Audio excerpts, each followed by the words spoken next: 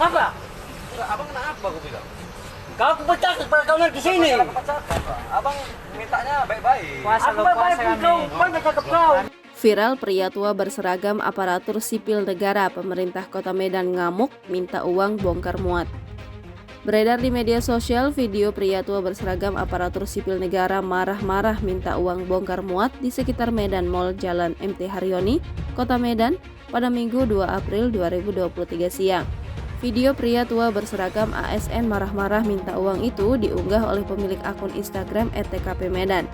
Aksi pria tua berseragam ASN marah-marah minta uang bongkar muat itu sempat direkam oleh korban. Dalam unggahan tersebut menunjukkan seorang pria yang tiba-tiba mendatangi sejumlah pekerja yang sedang mengeluarkan barang dari dalam mobil box.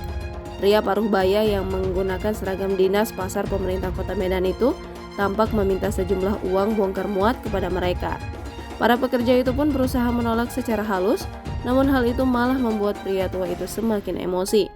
Pria tua tersebut mengatakan jika mereka tak boleh mengelak dan harus segera membayar. Karena tak mau ada keributan, akhirnya para pria pekerja itu meminta agar pria tua tersebut bersabar karena proses bongkar muat masih dilakukan. Alih-alih ikut membantu bongkar muat karena telah meminta sejumlah uang untuk kepentingan tersebut, pria itu malah semakin mengamuk. Ia tetap meminta uang bongkar muat itu segera diberikan, bahkan mengancam memukul para pekerja itu.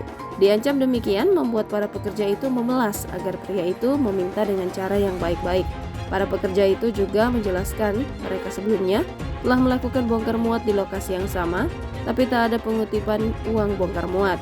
Bahkan mereka sengaja mengingatkan pria itu bahkan aksinya bisa saja berujung pada hal-hal yang tak diinginkan.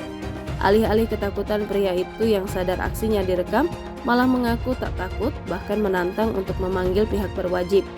Unggahan ini pun menuai beragam komentar dari warganet yang menyoroti kejadian tersebut. Tak sedikit warganet meminta pihak kepolisian untuk menindaklanjuti kasus ini.